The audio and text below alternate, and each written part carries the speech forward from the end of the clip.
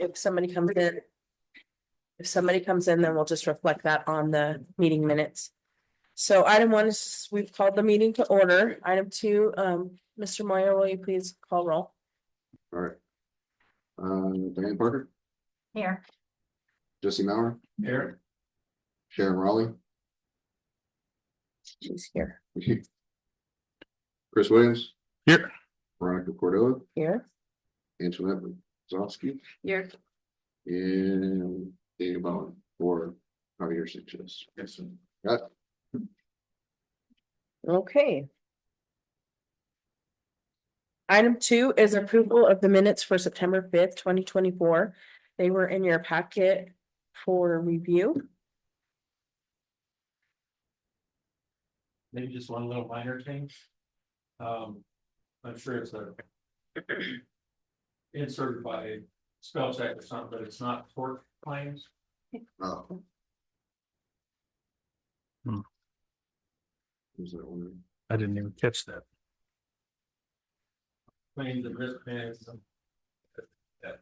And Oh, yeah. Third page.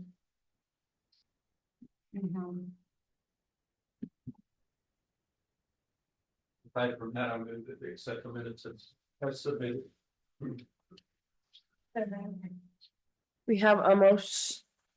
He made- We have a motion by Mr. Mauer and a second by Ms. Parker. All in favor? Aye. Any opposed? Any abstentions? Motion carries. Okay, item 4, report updates from the Public Safety Department. We have a presentation by Emergency Management Antoinette Zofsky.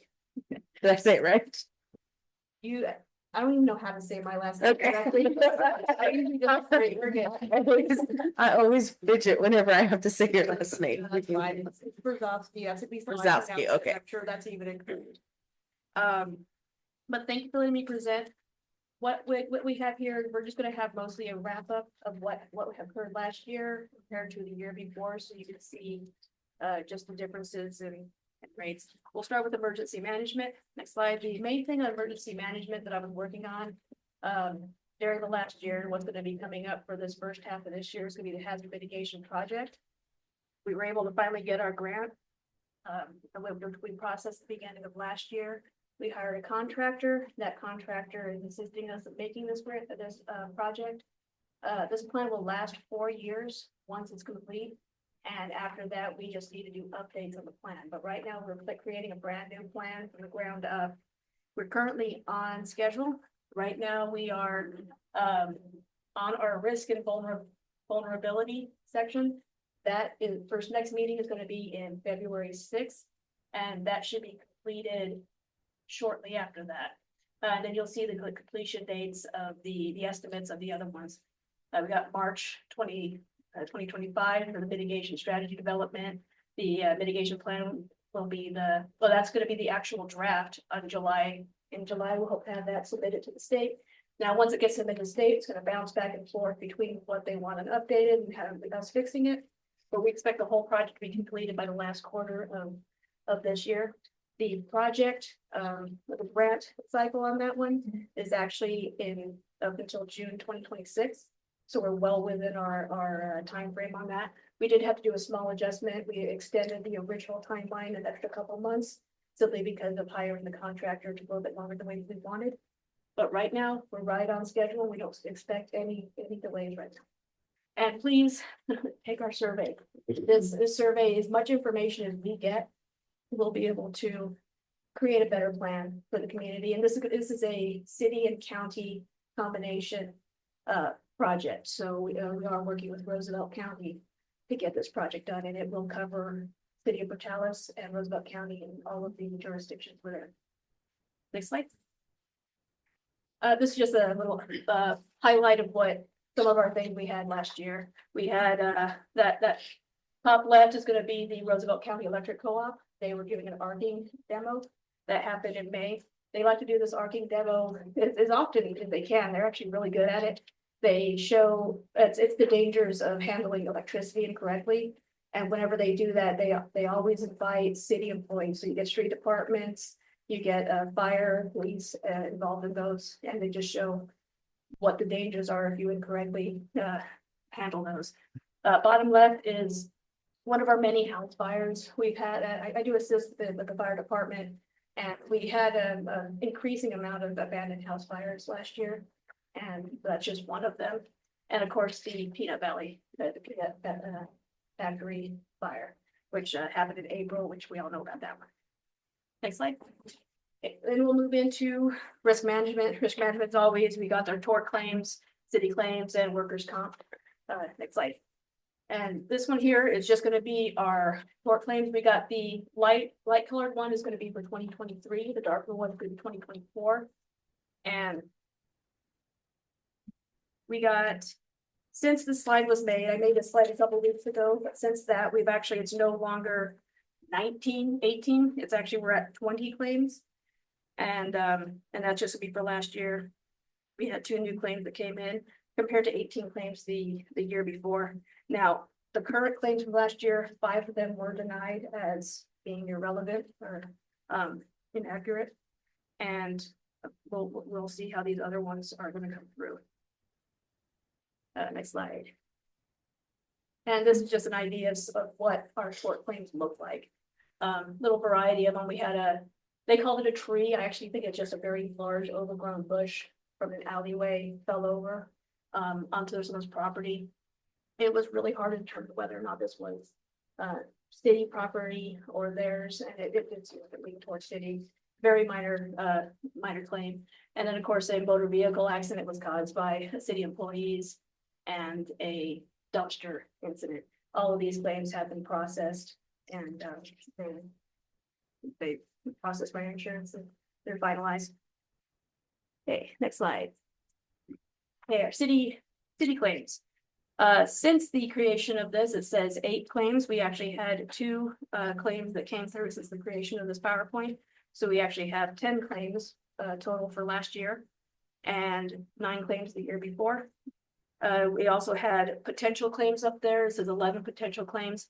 Potential claims are real claims. They're real damage that we've experienced, but they weren't submitted to our insurance company due to being below our deductible or not worth fixing, being like cosmetic on very old equipment that it doesn't really make a huge difference, not worth filing a claim for those. Next slide. This is an idea of what some of our city claims look like. We got our left side is going to be the wastewater treatment plant that caught fire. We are still working on that one. That's going to take quite a while to complete on that one. Middle one is an issue we had with one of our street lights. If you notice, it's pointing a little bit to the top left. That actually should be pointing directly at the camera. So that's kind of what the error is on that. And on the right, it looks a little funny. That's actually hail damage. That's the contractor, how they look for hail damage on vehicles. We had 25 vehicles, city vehicles that were repaired. And that's still in process, but it's wrapping up right now. The main part we're worrying about is 3 buildings. One of those buildings, we determined that it's cosmetic damage. The other 2 will get repaired shortly, and the insurance company will pay for those. We've already covered our deductible on both of those. And next slide. Our workers' comp. Once again, it says 19 workers' comp claims. We actually had 1 new injury since the creation of the slide. So we have 20 claims total and 15 compared to 15 the year before. Now, this actually, it looks worse than it actually is. We did a lot of, we started doing a lot of preventative workers' comp claims. If there was a exposure of some sort, if it was a body fluid exposure or a substance exposure, we did do a claim on those and make certain that that our employees were safe and that it didn't happen. It didn't cause any issues later on. So it's actually 13 of those claims were simple, very minor preventative. So we actually are doing really good compared to if you want to take actual injuries, actual missteps or lapse of situational awareness. It's only 7 from the year before, 15. Next slide. Now, of course, we don't have any workers, not pictures for you, but that'll be the last slide. I stand for any questions. Do we have any questions? Okay, thank you for your presentation. I always like your little things. Your car. Yeah. I like them shiny. Yes. Okay, item B is scratched from the agenda. Mr. Kathy could not attend tonight. And then, so we'll move on to item C, planning and zoning. Laura and Miss Kelly.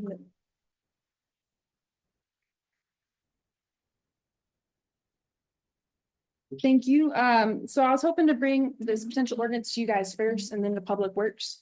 But because this meeting got postponed because of the snowstorm, it actually went to Public Works first. It's coming to you second. But what this is, it's called a vacant property registration ordinance. This is a very rough template. It's in your packet. As Miss Antoinette said, we are having a lot of vacant buildings burning down. It has presented quite a safety problem because there's usually occupied houses on either side of the vacant houses that are burning. Obviously, people who live around vacant houses are pretty nervous. And we have a very high number of them. I asked Chief Kathy for some data. In 2022, we had 38 structures burned down in Portales. In 2023, we had 22 structures burned down. And from January 2024 to November of 2024, we had additional 27 structures burned down. Our fire department's done an absolutely great job at keeping those contained. But there is some safety issues that is coming around with those vacant buildings very routinely burning down. There's also a money issue because they are very expensive for the city to abate. So what this ordinance is hoping to do is tighten up those vacant houses and businesses a little bit more to make them easier for the city to secure them and then harder for people to burn them down. So pretty much basically this is it's a template that other cities have been using.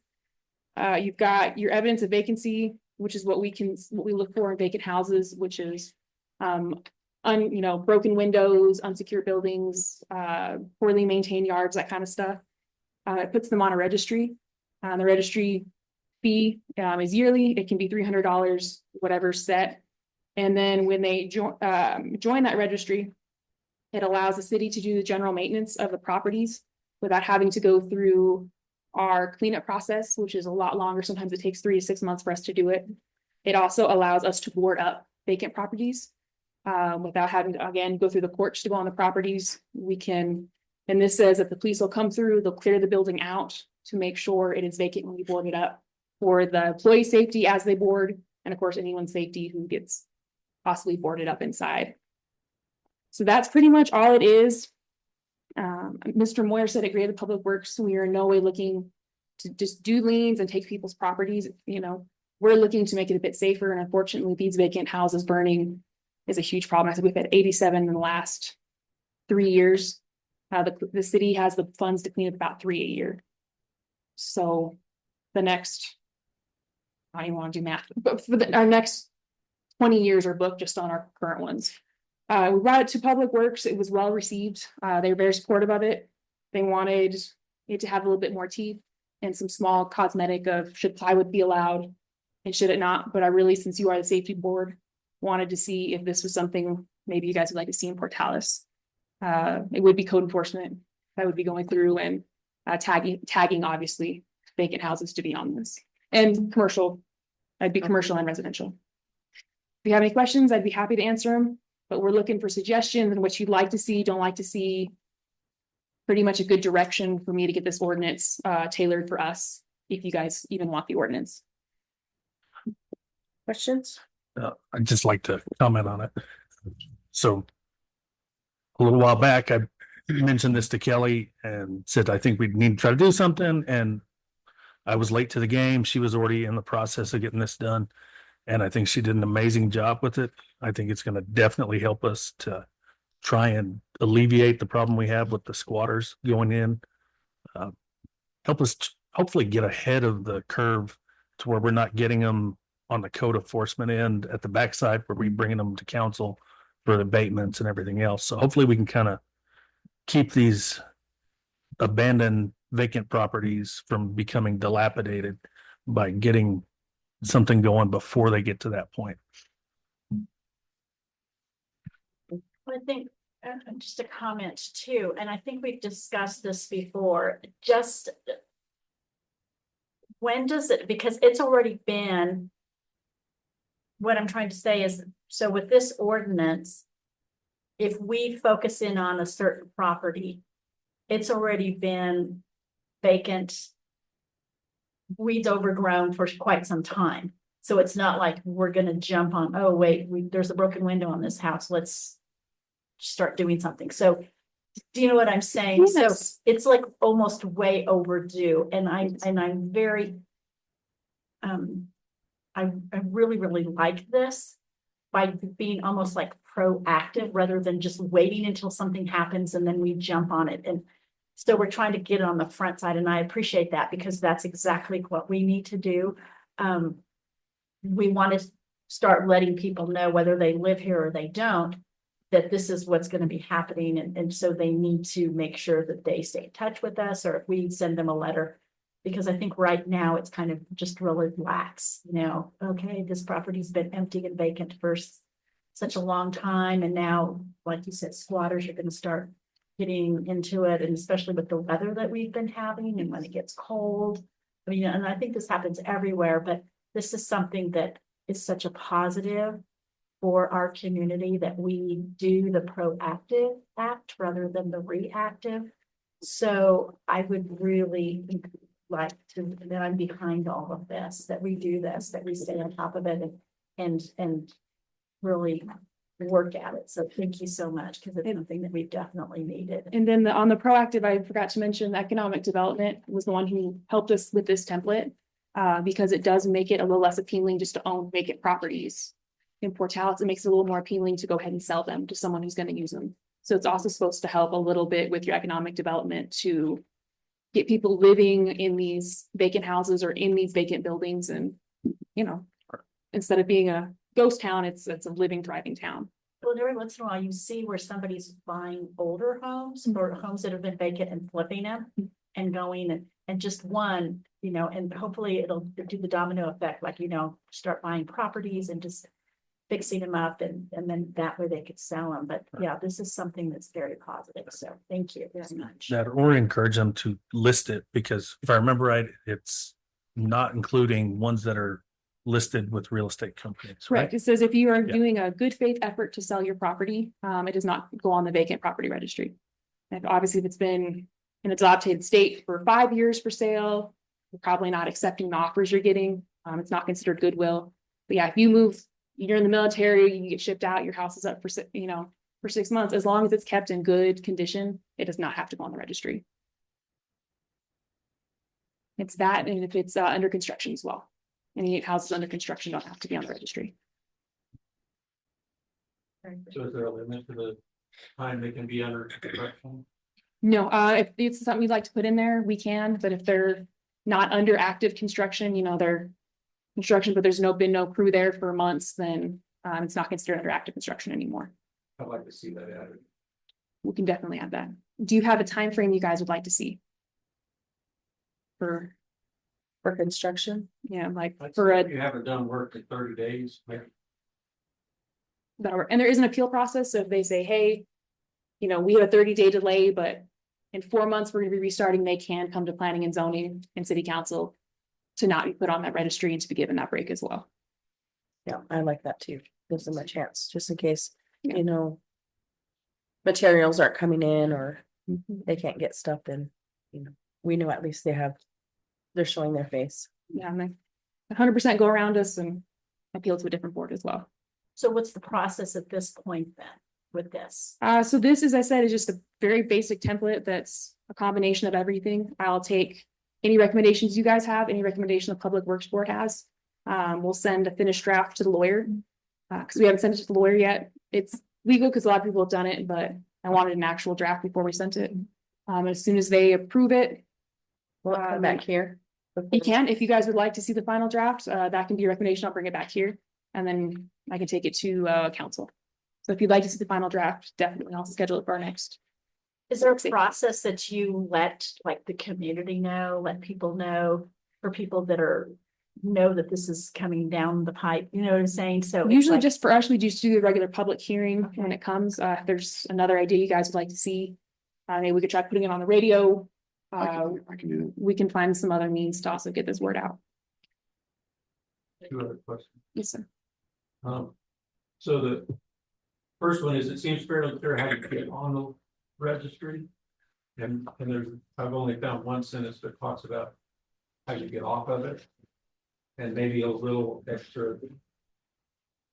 I mean, it just says if it's not vacant, and that seems kind of vague to me. It Okay. may not be, I mean, that may be all I need, but it seems a little vague to me. If I were in the position to have a house or a property on the registry, I would want a clear pathway for how to get off of the registry, because that's the ultimate goal. The ultimate goal is Right. not to put them on the registry. Correct. The ultimate goal is to get them off of the Yeah. registry one way or another. We'll bolster that up, see if we can't find maybe another city who has a better section there and see how they've done it. Okay. And we'll add it to this one. Something like that, I think would be great. And then, is it, who has access to the registry? Who can see the list of people who are on the registry? So the list would sit with my department. However, we do receive IPRAs time to time of people attempting to get lists like that. Usually they're Looking to purchase. looking to purchase that kind of stuff. So I'm not sure how much of that would be IPRable. But You- that is definitely a request. We could just put it online. And So- they could update it when they get new and when they take people off. It could be online on our website. So that's public Yeah. record then. Yeah. Just create It would, yeah, we'll just create it. We'll just create a link for it and it'll be there. So it'll be public knowledge for And I everybody. think that'll help with IPRA requests too. Absolutely. Yeah, they won't have to hit it. It'll just be there. Go look. Makes it a little more powerful. So that- And then we can add it into the records management system where it'll help track dates and everything else on it. So. And the last thing I want to say is, I would love to see the final copy, but if that slows it down, I don't want to slow it. I don't want to slow it No. down. I think this is critically important. Well, if you'd like, I can also, if we get it done pretty quick, I can also send it to you individually through your emails. So if it's not in time for a meeting, you can at least give a chance to give me some final comments. Okay, and then we can come to the council meeting for public input. Yeah, but if you can bring it back, but if you can't, don't let it slow it down. Okay, perfect. We'll, as fast as legal will work with me, we'll get it in your inbox. We'll bring it to the next meeting. Thank you. Very good. Thank you. Let's try.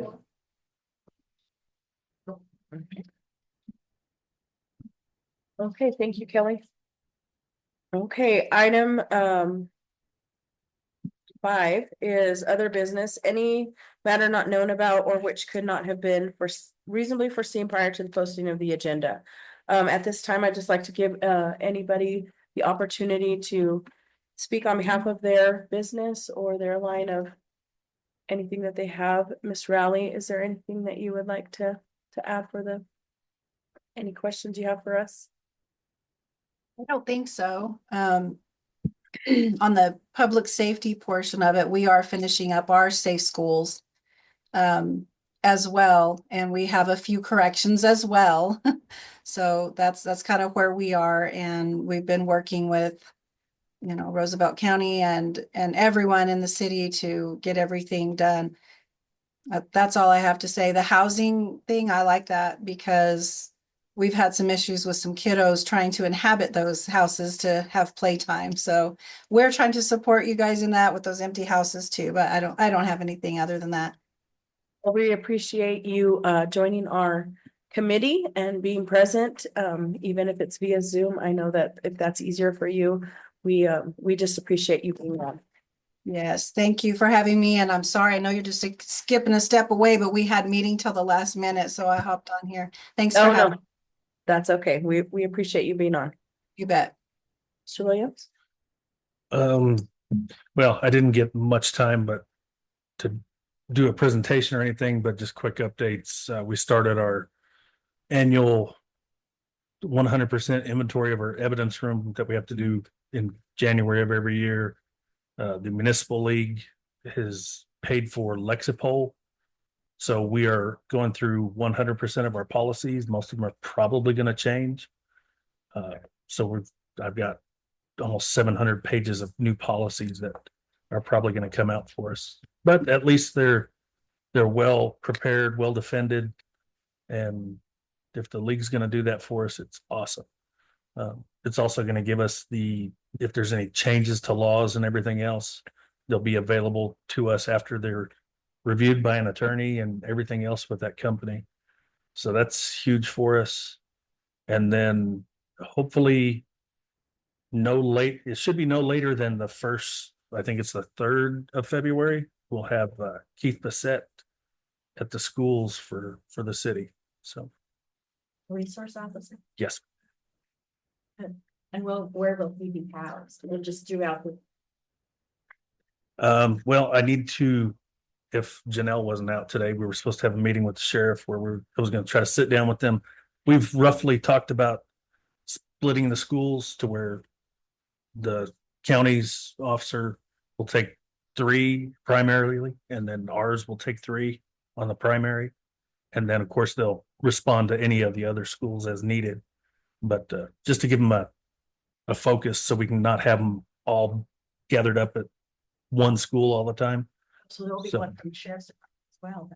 Yeah, they've been Yeah. there. We're contracted with the schools. Oh, good.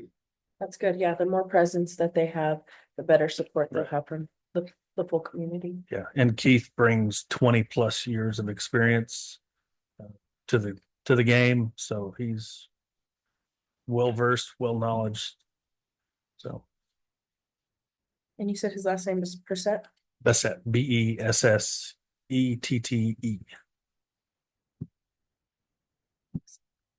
Thank you. Thank you for that. Mr. Bowen, do you have an update for you?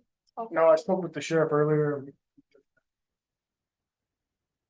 Mario, you have anything? I do not, thank you. Okay, Diane? No. Mr. Moyer? I called you. Moyer Mauer.